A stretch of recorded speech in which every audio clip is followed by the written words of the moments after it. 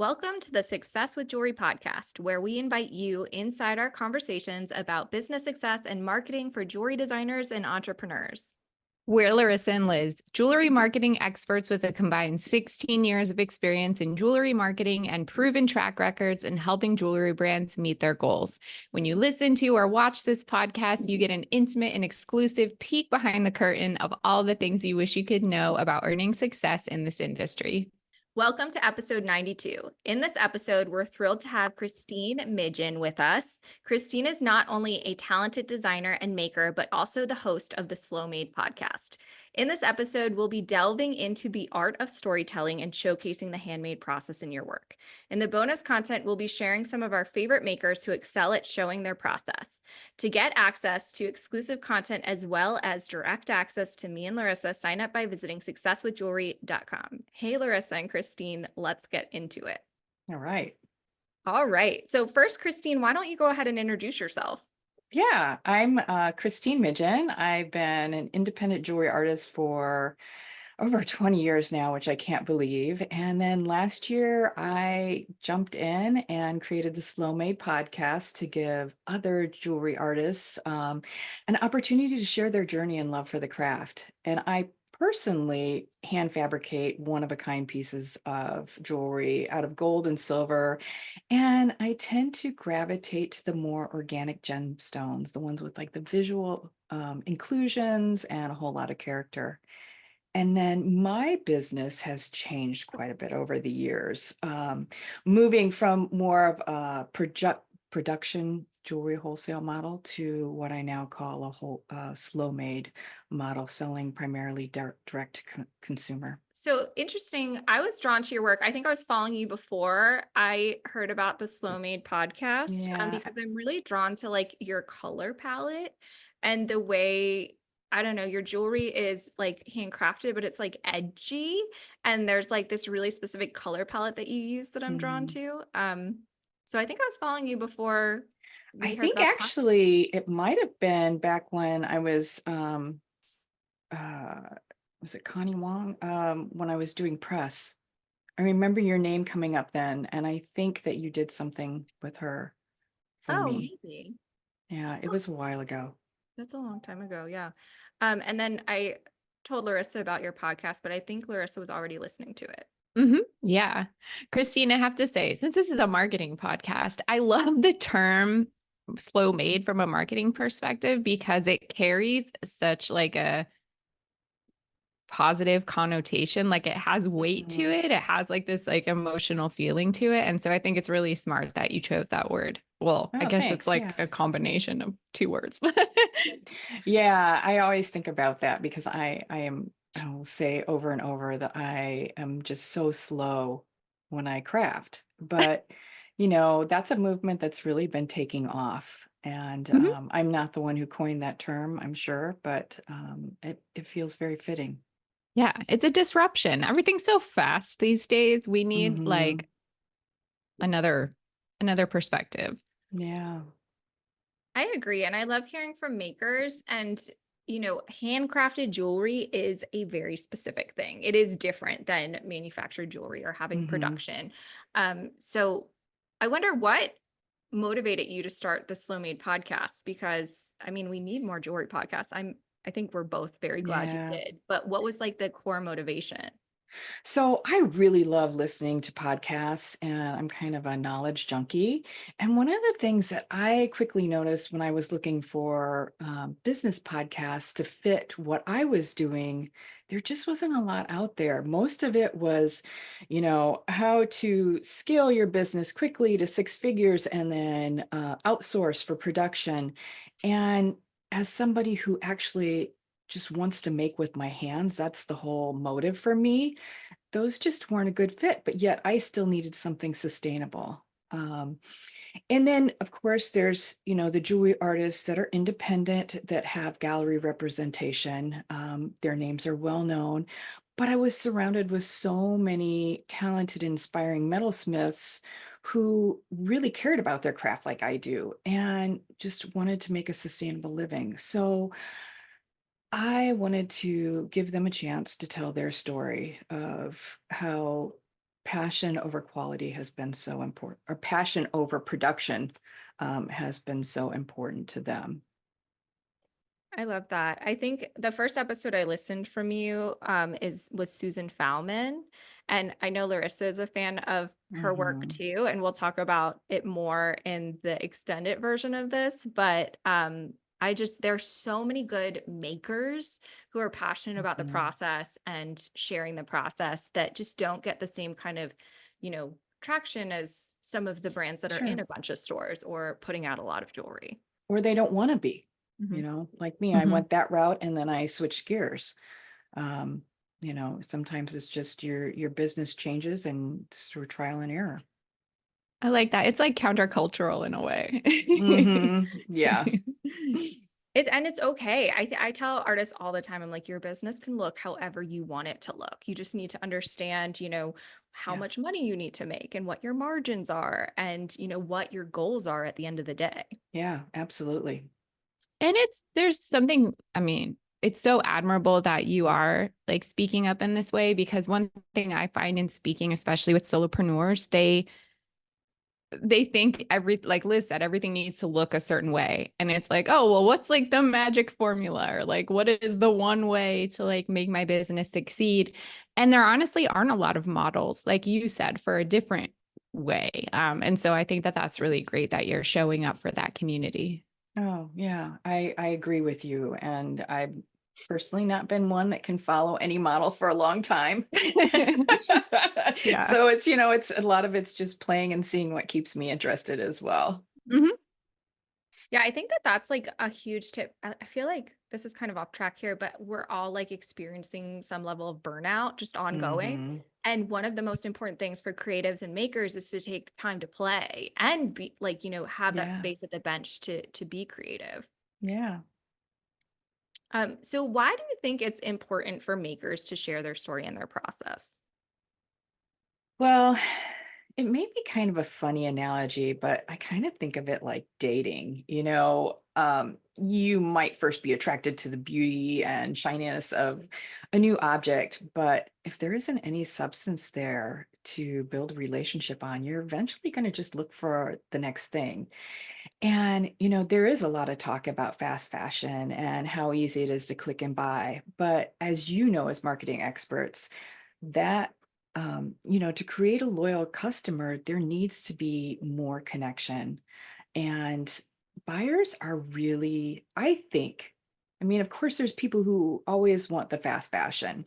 But I think there's a large segment of people that really want to know who they're buying from, feel connected to that brand. If the brand's doing something good or if they like that person, they know that they're kind of contributing to their life. So, my story might be completely different from someone else's. And some people are really going to love the work I make. But if they really like me too, or enjoy seeing how I create a piece, they're far more likely to stay around for a long time, tell others about my work, and then, maybe even possibly gift my work to someone else that they love. And then you also bridge this like buying a thing and an experience. So you're like taking the like that you're purchasing this thing, but it feels like an experience because they can communicate with you. They Yeah. can see the process when somebody compliments what they're wearing. They can explain the process or like how they Yeah. know it. And people love a story. They also, I think, just more and more people do want to know who they're buying from. Yeah, I agree. I agree. I like the dating analogy a lot because it's almost like Instagram is like Tinder or something. And it's Yeah. like you can keep scrolling and scrolling, but like what's going to make you stop and want to like message the person, you know? Yeah. And there's so Yeah. much competition out there. And when you think about it, if you look at your own scrolling behavior, and I think that's important to do as artists and makers, is, who do you stop on? What is it there that makes you want to kind of linger or go through their account or maybe, put them as a favorite to follow? Mhm. That's so true. I feel like a lot of artists are like, oh, so and so is doing this or so and so is doing that. And they're not Yeah. reflecting on how they consume content and what leads them to make a purchase. Yeah. No, I agree. So, how do you think artists and crafts people can effectively communicate the value and uniqueness of their handmade creations? Because like obviously like I've been in a workshop, I know a lot, even though I'm not a maker, I know a lot about Sure. the making process just having been there up close Yeah. with it, but like end consumers for the most part don't understand what goes into making a piece of jewelry or why it's so special. Yeah. So how do you think artists can like communicate that?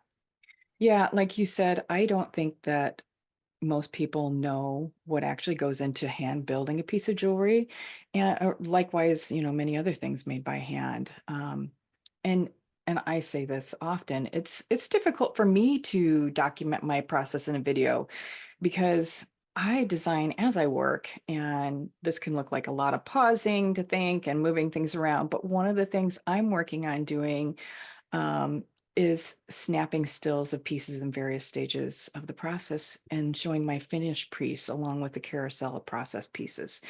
It brings the customers into the process and shows them that it's not simply stamped out of a machine. And I also have talked about how long it takes me to create a particular piece. Um, I told a story once of a pair of earrings that I entitled Devotion because I think they had like nearly 200 solder joins and took days to fabricate. And it was interesting the response that I got from that. So, I believe having like a clear artistic voice is important to drive home the uniqueness of your work. I don't personally always feel that I have that because my interests change, but you can see that through the little elements in each piece of my work. It doesn't mean that you have to find one style and stick with it throughout your life or your body of your work. But I think that you know if you have a photography style, if you have elements within your work that can show that consistency. Actually, I find that some of my oldest customers who have been with me the longest and still continue to collect my work are really drawn to that. They're drawn to the new pieces as well.